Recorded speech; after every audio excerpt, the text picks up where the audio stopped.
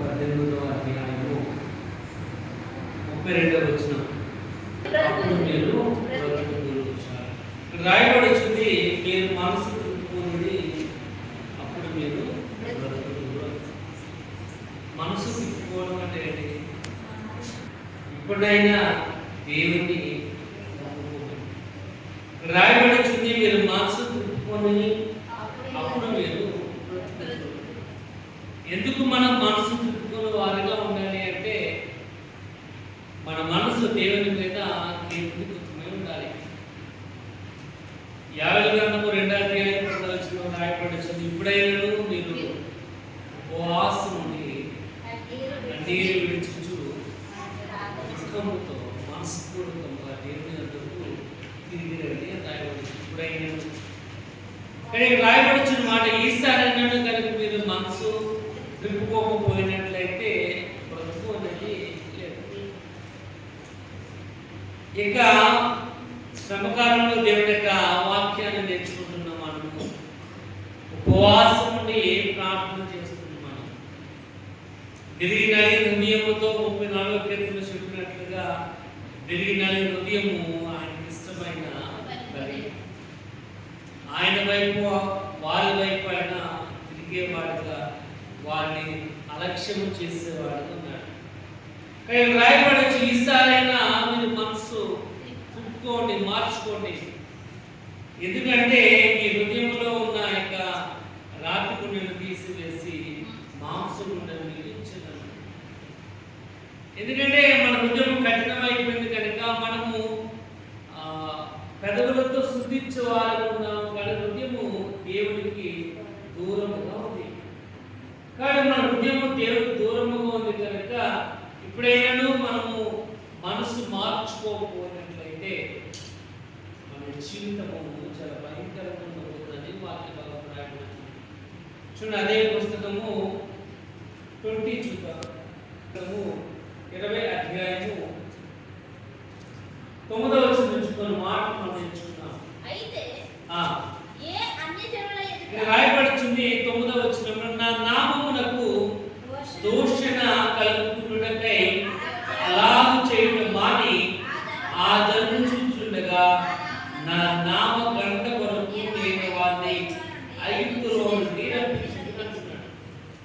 అక్కడ రాయబడుతుంది, ఆయన మనల్ని సెలెక్ట్ చేసుకున్నాడు, ప్రత్యేకమైన వారిగా ఏర్పాటు చేశాడు. ఎందుకు ప్రత్యేకమైన వారిగా మనల్ని ఏర్పాటు చేశాడంటే రాయబడుతుంది, నా నామమునకు దూషణ కలగకుండానే అంటున్నాడు. ఆయన నామమునకు చెడ్డ పేరు తీసుకురాకుండా, ఆయన నామానికి అపకీర్తి తీసుకురాకుండా అలాగ చేయడం మాని ఆ జనులు చూచుండగా, ఏ జనులు? ఎవరైతే దేవుని యొక్క బిడ్డలు కాకుండా ఉన్న వారి యొక్క జనులు చూచుండగా నా నామ ఘనత కొరకు నేను వారిని ఐగుప్తులో నుండి రప్పించుకుని. ఇక్కడ ఐగుప్తీయ భయంకరమైన ఆ యొక్క బానిస బ్రతుకులో నుంచి ఆయన మనలను ప్రత్యేకమైన వారిగా ఏర్పాటు చేశాడు కదా. ఇక్కడ రాయబడుతుంది, మీరు మనసు తిప్పుకోకపోయినట్లయితే. ఎఫెసీ రాసిన పత్రిక 1వ అధ్యాయం 7వ వచనంలో రాయబడుతుంది, జగన్ పునాది వేయబడక ముందు ఆయన మనలను ఏర్పరచుకున్నాడు.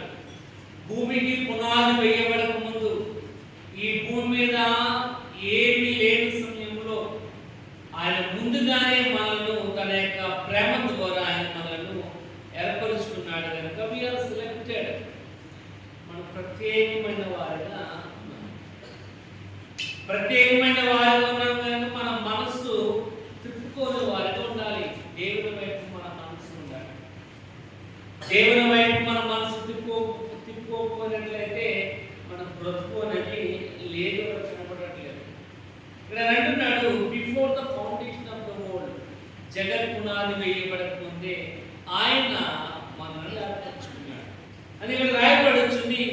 ఆ జనులు చూచుండగా నా నామ ఘనత కొరకు నేను వారిని ఐగుప్తులో నుండి రప్పించుకుని. అక్కడ ఐగుప్తు నుంచి వారు రావడం గల కారణం ఏంటంటే దేవుని యొక్క నామము మహిమపరచబడాలి, దేవుని యొక్క నామము ఘనత దేవుని యొక్క నామము అన్నిటికంటే ప్రాముఖ్యమైనదిగా ఉండాలి అని ఆయన మనల్ని ఏర్పరుచుకుని వాడుతున్నాడు. ఒకసారి చూడండి, యెహోషువ గ్రంథము 1వ అధ్యాయం సార్చున్నాను. అధ్యాయము 6వ వచనం. నిన్ను ఎడబాయను, నిబ్బరము కలిగి ధైర్యముగా ఉండుము. ఇక్కడ రాయబడుతుంది, నిన్ను విడువను, ఎడబాయను, నువ్వు నిబ్బరము కలిగి ధైర్యముగా ఉండుము. నేను ఏ విధంగా అయితే మోషేకి తోడుగా ఉన్నానో అదే విధంగా నీకు కూడా నేను తోడుగా ఉండాలని ఆశపడుచు. ఎందుకంటే వీఆర్ సెలెక్టెడ్, మనము ప్రత్యేకమైన వారిగా దేవుడు మనల్ని ఏర్పరిచాడు.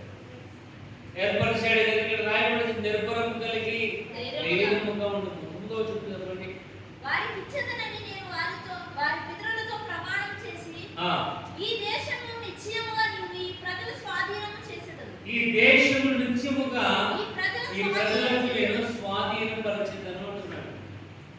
ఏదైతే దేవుడు మనకి ఏర్పరిచాడో దానిని మనము స్వాధీనపరుచుకునేలాగా ఆయన మనం ప్రత్యేకమైన వారిగా ఏర్పరిచినట్లుగా రాయపడుతుంది. కనుక మనము మనసు తిప్పుకునే వారు ఉండాలి.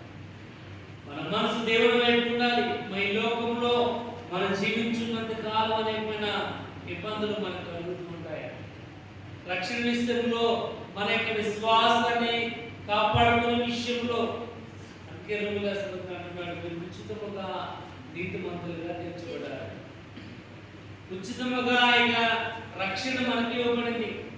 ఉచితముగా దేవుడు మనల్ని ఏర్పరచుకోవడానికి కారణం ఏంటంటే ఆయన నామానికి ఘనత వచ్చే విధంగా, ఆయన నామానికి మహిమ వచ్చే విధంగా మనల్ని ఆయన ఏర్పరచుకున్నాడు. కనుక ఇక్కడ రాయబడుచున్నమాట, ఆయన వాగ్దానము నెరవేర్చి వాడుతున్నాడు. నీడలైన వాడుకున్న వాగ్దానము నెరవేర్చి వాడుకున్నాడు. కనుక ఎక్కడైనా మీరు మనస్సు మార్చుకుని దేవుడి వైపు కనుక తిరగలిపోయినట్లయితే బ్రతకడము కష్టం.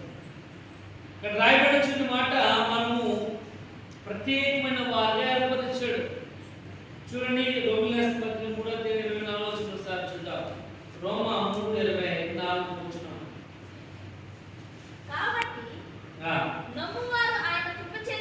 నమ్మువారు ఆయన యొక్క కృప చేతనే క్రీస్తు యేసునందలి విమోచనము ద్వారా ఉచితముగా నీతిమంతులుగా తీర్చబడ్డాడు. యేసు ప్రభు ద్వారా మనం ఉచితముగా నీతిమంతులుగా తీర్చబడ్డాము. కనుక నీ తరపున ఆయన ఆ భయంకరమైన పాప భారమైన మోస్తున్నాడు. నీ తరపున ఆయన శ్రమను అనుభవించాడు. నువ్వు భరించవలసిన శిక్షను ఆయన భరించుకుని కొలసల పత్రిక 1వ అధ్యాయము 14 చూద్దాం. మనకు విమోచనము అనగా పాప క్షమాపణ కలుగుతుంది. ఎక్కడ ఆ కుమారుని ద్వారా మనకు విమోచన, పాప క్షమాపణ కలుగుతుంది. ఏ కుమారుని ద్వారా? ప్రభువైన క్రీస్తు ద్వారా. ఆయన ద్వారా మనకు పాప క్షమాపణ కలుగుతుంది. ఎందుకంటే ఆ యొక్క ఆజ్ఞ అతిక్రమమే పాపం. పాపం మన యొక్క జీవితంలో ప్రతి క్షణం మనల్ని వెన్నంటూ నడుస్తుంది. కనుక ఆ పాపంలోని మనం బయటకు రావాలంటే పాపానికి పరిహారం మనకి కావాలి. అది ప్రభువైన క్రీస్తు ఆయన రాయబడుతుంది. కుమారుని విమోచన అనగా పాప క్షమాపణ కలుగుతుంది. ఎందుకంటే మనం ప్రత్యేకమైన వారు దేవుడు మనల్ని ఏర్పరిచాడు. ప్రత్యేకమైన జనముగా ఆయన మనల్ని ఏర్పరిచాడు. కనుక మనలో ఉన్న పాప భారమును ఆయన తన కుమారుని రక్తం ద్వారా కడిగి పరిశుద్ధపరిచాడు. కనుక అంటున్నాడు, మీరెవరు ప్రభు అంటే మీరు మహాశ్రమలో నుండి వచ్చిన వారు, గొర్రెల రక్తంలో వస్త్రములను తెలుపు చేసుకున్నవారు. ప్రియమైన వాళ్ళ దేవుని వాక్యం ఒకసారి చూడండి. 3వ అధ్యాయం చూద్దాం. రోమా 3 కీడు చేయమని నేను చెప్పుచున్నామని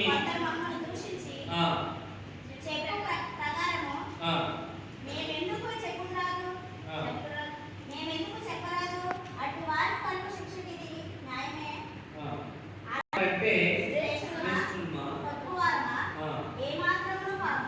మాత్రము కాదు, మీకు దేశస్థులేమి అందరూ పాపములకు లోనై ఉన్నారని దోషరూపణ. అంటే ఎవరైనా దాని నుంచి మనం బయటికి రావాలి అంటే కుమార్య రక్తం ద్వారా మాత్రమే. అందుకే కుమార్య రక్తం ద్వారా మాత్రం విమోచన అనగా పాపక్షమాపణ ఆయన దయచేసేవాడు. అందుకే రాయబడుతుంది, ఆ జన్మ చూచుండగా నా నామ గణత కొరకు నేను వారిని ఐగుప్తులను రక్షించి. కాబట్టి వీఆర్ సెలెక్టెడ్. ఆయన మనల్ని ప్రత్యేకమైన వారిగా, ప్రత్యేకమైన జనాంగంగా మనల్ని వేరుపరిచిన వాడిగా నడుచుండి.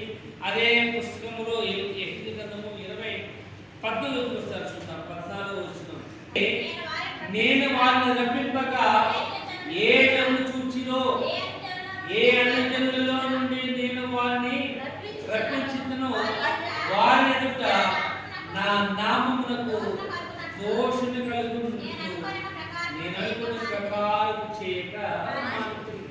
అంటే ఆయన ఏ విధంగా ముందుగానే సంకల్పము కలిగి ఉన్నాడో అది మన ఎడల నెరవేరే వరకు కూడా ఆయన వాక్య భాగం సెలవిస్తుంది. మనం ప్రత్యేకమైన వారిని ఆయన ఏర్పరిచాడు. మన ప్రత్యేకమైన వారిగా ఉన్నాము కనుక మన మనసు చుట్టుకున్నట్లయితే మనం బ్రతుకుగలము. మన దేవుడి వైపు మన మనసులను చుట్టుకునే వారిగా ఉండాలి. ఇక్కడ అంటున్న 9వ వచనంలో ఆయన మనం ప్రత్యేకమైన వారిగా ఏర్పరిచాడు. 10వ వచనం చూద్దాం. వారి ఐగుప్తు దేశమును రప్పించి అరణ్యములోనికి వారిని తోడుకొని వచ్చేట్టున్నాడు. కానీ మొదటిగా ఆయన మనల్ని సెపరేట్ చేశాడు, ప్రత్యేకమైన వారిగా ఏర్పరిచాడు. ఇప్పుడు ప్రత్యేకంగా ఏర్పరిచిన వారిని ఏం చేస్తాడంటే అరణ్యంలోనికి తీసుకుని పోయాడు. ఆయన కూడా యేసు ప్రభు కూడా తన పరిచర్య ప్రారంభ దినములో 40 దినములు అరణ్యవాసం చేసినాడు. ఉపవాసం చేసి దేవుడితో తన యొక్క ప్లాన్ని, సంకల్పం, ఆలోచన కలిగిన వాడుగా ఉన్నట్టుగా కనబడుతున్నాడు. రాగానే మత్తయి 4వ అధ్యాయంలో అపవాది అతన్ని శోధించినట్లుగా కనబడుతుంది. ఇక్కడ రాయబడుచున్న మాట విల్డర్నెస్. చూడండి, వారి ఐగుప్తు దేశంలో రప్పించి అరణ్యములోనికి తోడుకొని వచ్చాడు. అరణ్యములోనికి 40 సంవత్సరములు చాలా సుదీర్ఘమైన ప్రయాణాన్ని వారు చేశారంటే రాయబడుచున్న మాట ఆయన ప్రత్యేకమైన వారికి ఏర్పరుచుకున్నాడు. ఎందుకంటే అదే నిర్మల 11వ రాయబడుచుంది, ఒక్క రోజు అంత ప్రయాణం అని రాయబడుచుంది. ఒక రోజు అంత ప్రయాణము ఆ యొక్క పాలు తెల్లు ప్రవచే దేశం. కానీ ఇక్కడ రాయబడుచుంది 40 సంవత్సరములు లాంగ్ జర్నీ వారు చేయడానికి కారణం ఏంటంటే ఇక్కడ చూడండి, ఒకసారి చూద్దాం. అదే నిర్గమాకాండంలో నుంచి నిర్గమాకాండము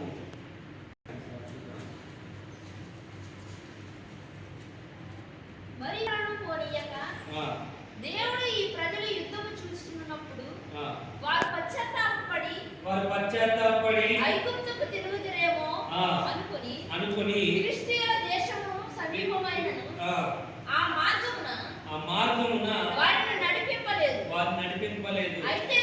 అయితే దేవుడు ప్రజలను చుట్టూదారియకు ఎర్ర సముద్రపు అరణ్య ద్వారమున నడిపించాడు. ఇక్కడ రాయబడుచున్నది చాలా షార్ట్ జర్నీ అయినప్పటికీ వారి చుట్టూ మార్గం కూడా పంపించడం గల కారణం కూడా రాయబడుతుంది.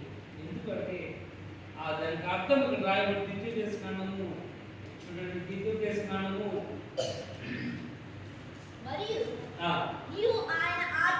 నీవు ఆయన ఆజ్ఞలను గైకొందువో లేదో శోధించి నీ హృదయములో ఉన్నది తెలుసుకొనుటకు నిన్ను అణుచు నిమిత్తము అరణ్యములో ఈ 40 సంవత్సరములు దేవుడైన యెహోవాను నడిపించిన మార్గమును జ్ఞాపకము. అది ఒకరోజు ప్రయాణం అన్నప్పుడు ఇక్కడ రాయబడుతుంది. ఆ 40 సంవత్సరం ఎందుకు కొంత సుదీర్ఘమైన ప్రయాణం దేవుడు ఎందుకు వారికి కలిగించడం ఇక్కడ రాయబడుతుంది. నీవు ఆయన ఆజ్ఞలను గైకొందువో లేదో నేను శోధించి నీ హృదయంలో ఉన్నది తెలుసుకోవడం రాయబడుతుంది. నేను అణచు నిమిత్తము. కాబట్టి ఎంతగా నువ్వు బాధపడుతున్నావో అంతగా నువ్వు దేవుని విశ్వాసం కలిగిన వారిగా నువ్వు ఉండాలని ఆయనకు ఆలోచన. ఎందుకంటే దేవుడు ప్రత్యేకమైన వారిగా ఏర్పరచాడు. ఆయన ప్రత్యేకమైన వారిగా ఏర్పరచాడు కనుక దేవునికి ఇష్టమైన వారుగా. ఎందుకంటే భూమికి పునాది వేయబడక ముందు ఆయన ఏర్పరచుకున్నాడు. రెండవది, మన యొక్క జీవితంలో ఆయన మనం ప్రత్యేకంగా ఏర్పరచుకున్నాడు కనుక అనేకమైన శ్రమలు, అరణ్యము లాంటి శ్రమలు మన యొక్క జీవితంలో కలుగుతాయి తప్పకుండా. నేను ఇక్కడ రాయబడుతుంది, నేను వారి ఐగుప్తులను రప్పించి అరణ్యంలోనికి వారు పంపించాను. ఎందుకంటే మన అనుచు నిమిత్తము మనము మన హృదయపూర్వకంగా దేవుని విశ్వాసం ఉంచామా లేదా అన్నదాన్ని ఇక్కడ రాయబడుతుంది. ప్రియమైన వాళ్ళరా, ఒకసారి చూడండి. నిర్మాకాండము 19వ అధ్యాయం ఒకసారి చూద్దాం. నిర్మాకాండము 19వ అధ్యాయం 5వ వచనం ఒకసారి చూడండి. నేను నా మాట శ్రద్ధగా విని నా నిబంధనను అనుసరించి నేను నడిచిన ఎడల నేను సమస్త దేశ జనులలో నాకు స్వకీయ సంపాద్యం అవుతాను. ఇక్కడ స్వకీయ సంపాద్యము అని రాయబడుతుంది. అంటే ఇక్కడ రాయబడుతుంది దాని అర్థం ఏంటంటే పెక్యులర్ ట్రెజర్, అంటే చాలా ప్రత్యేకమైన వారుగా దేవుడు మనల్ని ఏర్పరచుకున్నట్టుగా రాయబడుతుంది. ఎప్పుడు నేను నా మాటను నీ శ్రద్ధగా నా నిబంధనను అనుసరించి నడిచిన ఎడల మీరు నాకు స్వకీయ సంపాద్యం అవుతున్నారు. కాబట్టి అరణ్యంలో ఆయన మనల్ని నడిపించడం గల కారణం ఏంటంటే ఆయన ముందుగా దాన్ని జయించిన వాడు. అలాంటి యొక్క శోధనలు ఇవ్వదు ఆయన యొక్క జీవితంలో ఆయన గెలిచిన వాడుగా కనబడుతున్నాడు కనుక యోహాను 16వ అధ్యాయము 33వ రాయబడుతుంది, మీరు భయపడవద్దు, ధైర్యముగా ఉండి మీరు లోకము జయించున్నాడు కనుక మీరు కూడా లోకమును జయించాలి అని. ఇక్కడ యొక్క అరణ్యము మన యొక్క జీవితంలో అనేకమైన అనేకమైన సమయంలో కనబడుతుంటుంది. కానీ మనం గుర్తించుకోవాల్సింది ఏంటంటే మనం దేవుడి కోసం ఏర్పాటు చేయబడిన ఒక స్పెషల్ ప్రత్యేకమైన వారం అనేది దేవుని వాక్యవాదం రాయబడుతుంది కనుక మీరు మనసు తిప్పుకొని అప్పుడు మీరు అక్కడ మనం మనసు తిప్పుకోవాలి. ఇంకోటి ఇక శ్రమకాలంలో దేవుని యొక్క వాక్యాన్ని నేర్చుకుంటున్నాం. మనము ఉపవాసం ప్రార్థన చేయించిన మనము ఆయన వైపు తిరిగే విధముగా, ఆయన మీద ఆశపడే వారంగా, ఆయన మీద ఆధారపడే వారంగా ఉండాలి. ఎందుకంటే మనం ప్రత్యేకమైన జన్మగా దేవుడు మనల్ని ఏర్పరిచాడు. రెండోది రాయబడుతుంది విల్డర్నెస్, అరణ్యంలో మనం నడిపించి మనల్ని అనొచ్చు నిమిత్తం మన హృదయపూర్వకంగా దేవుని అంగీకరించే వారిగా ఉన్నామో లేదో తెలుసుకోవడానికి ఆయన చేసిన యొక్క ఆలోచన ఏంటంటే మనకు రావాల్సిన యొక్క విశ్వాసం ఇబ్బంది నిర్ణయం వాళ్ళ ఏది ఏమైనప్పటికీ ఆయన లోపం చేయించుకున్నాడు కనుక యోహాను 14వ అధ్యాయం 1వ వచనం రాయబడుతుంది,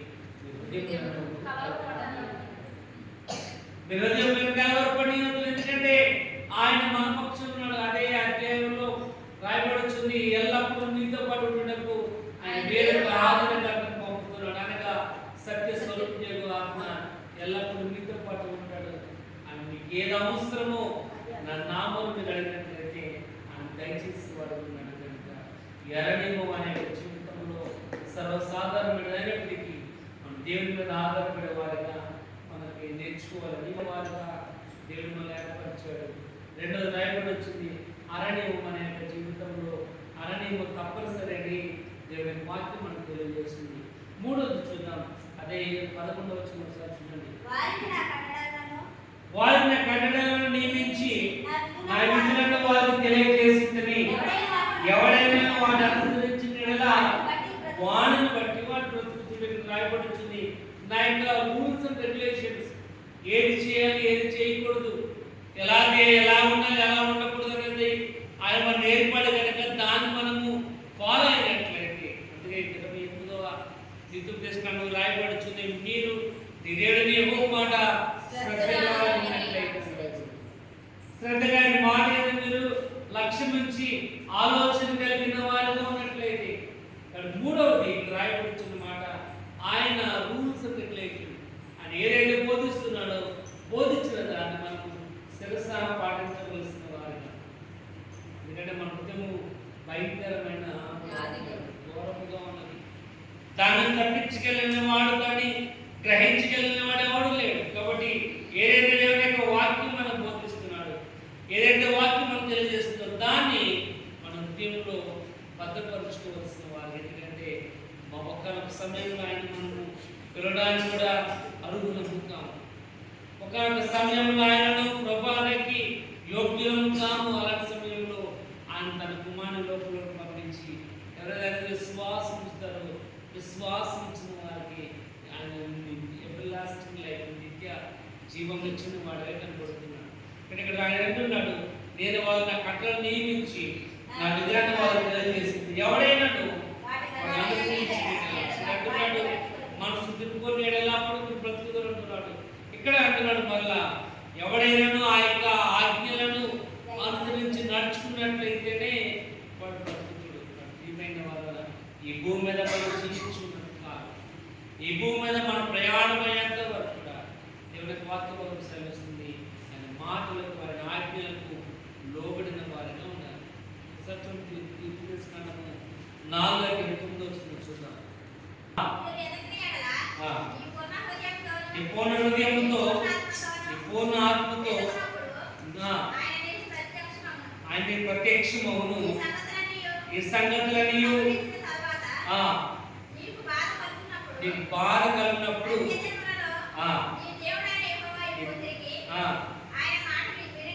ఆయన మాట వినేలా దేవుడైన యెహోవా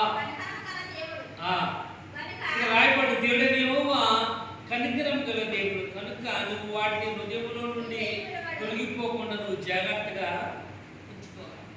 నీ హృదయం అన్న వాటిని భద్రపరచుకోవాలి. కాబట్టి ఇక్కడ వాక్యభాగం రాయబడుచున్నట్లుగా దాంట్లో తొలగిపోకుండా నీ హృదయమును భద్రపరుచుకునే వారు ఉండాలి. ఎందుకంటే ఆ మాట జీవం కలిగినది. ఎందుకంటే నేనే మార్గము, సత్యమును, జీవము, నా ద్వారా తప్ప కాబట్టి ఆయన మాట జీవం కలిగినది. అందుకే యోహాను సువార్త 4:4 అక్కడ అంటున్నాడు, సమరస్త్రీతమ్మ నువ్వు ఇచ్చిన నీళ్ళు తాగితే మరలా తట్టుకోవచ్చు, నేను ఇచ్చిన నీళ్ళు తాగినట్లయితే ఎన్నడూ కూడా తట్టుకోరు. ఎందుకంటే అవి జీవ జలం. కాబట్టి ఆ యొక్క నీళ్ళు అనే వాక్యం ద్వారా మనము భద్రము చేయబడిన వారు ఉన్నాము. కనుక మన ప్రతి కాలం కూడా ఆయన ఆజ్ఞలను పాటించవలసిన వారు. సార్ చూడండి, నెహెమ్యా గ్రంథము సార్ చూద్దాం.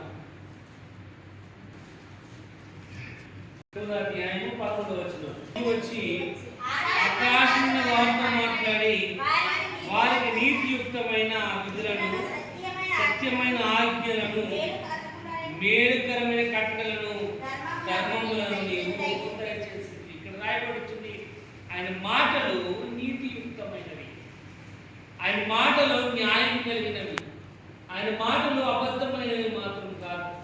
అంటున్నాడు, నీ నీతియుక్తమైన విధులను, సత్యమైన ఆజ్ఞలను, మేలుకరమైన కట్టడలను, ధర్మములను నీవు బోధించితివి. ఆయన మాట ఎప్పుడు కూడా అన్యాయమైనది కాదు. ఆయన మాట ఎప్పుడు కూడా అపకీర్తి కలిగి చేసేది కాదు. ఆయన మాట ఎప్పుడు కూడా నేను నష్టము చేకూర్చేది మాత్రం కాదు. నీ యొక్క జీవితంలో నీతియుక్తమైనవి, సత్యమైనవి, న్యాయమైనవి, ఇక్కడ ధర్మములను, జ్ఞానములను గ్రహించాలంటే శిరస పాటించవలసిన వారు ఉన్నారు. ఎందుకంటే మన ప్రత్యేకమైన వారిని దేవుడు మనల్ని ఏర్పరిచాడు. ఇక్కడ భూమి మీద ఉన్న అన్ని జనుల వల్ల మాత్రం కాకుండా ఒక ప్రత్యేకమైన జనాంగంలో దేవుడు మనల్ని ఎందుకు ఏర్పాటు చేస్తాడంటే మన మనసు దేవుని వైపు తిప్పుకోవాలి. మన మనసు దేవుని వైపు కనుక తిప్పుకోకపోయినట్లయితే మన జీవితము అగమ్య గోచరంగా ఉన్నట్లుగా దేవుడు ఎంతో ఆత్మభావం రాయబడుచున్న మాట నీతిమంతుడు చూస్తారు విశ్వాసం మూలముగా జీవించాలి. ఇక్కడ విశ్వాసం మూలంగా జీవించాలి అంటే దేవుడు చెప్పిన ఆజ్ఞలను, ఆయన యొక్క న్యాయబద్ధమైనవి, నీతియుక్తమైనవి, సత్యమైన ఆయన మాటలను మీ హృదయంలో భద్రపరచుకోవాలి. కనుక యెషయా అంటున్నాడు, వారి పెదవులతో స్ఫూర్తిస్తున్నారు కానీ హృదయం బహు ఇక్కడ మనము అటువంటి వారిగా కాకుండా, అటువంటి ఆలోచన కలిగిన వారు కాకుండా, దేవుడు మనల్ని ప్రత్యేకమైన వారిని ఏర్పరచుకున్నాడు కనుక ఆయన ఆజ్ఞలను గ్రహించి ఇక్కడ చెప్తున్నట్లుగా వారిని కట్టడలు నియమించి న్యాయవిధులు వారికి తెలియజేస్తుంది. ఎవడైనా వాటిని అనుసరించింది కదా వాడు బ్రతుకుతుడు. అటువంటి యొక్క ఆధిక్యం కలిగిన వారిని మనం ఉండాలి అంటూ చెప్పుకొని దేవుని మీద ఆధారపడే యొక్క ఆలోచన కలిగిన వారు ఉండాలి. అందుకే 118 రాయబడిన మనుషులను ఆశ్రయించడం కంటే రాజు నమ్మకం కంటే మేలు. కానీ మనం ఆయన మీదే పరిపూర్ణంగా ఆయన కోసము మనం ప్రత్యేకమైన వారికి ఉండాలి కనుక ఆయన తన సురక్షించి ఆయన మనను పొందుతున్నాడు. మనం ఆయన వారు ఆయన మేలు కొరకు ప్రజల వారికి సమకాలీన దేవుని వాక్యం మనం ఆయన మీద పరిపూర్ణంగా ఆధారపడి ఆయన మీద ఆధారపడడం వల్ల వచ్చే దీవెనల ద్వారా మన యొక్క జీవితంలో కొనసాగించుకున్న వారు ఉండాలని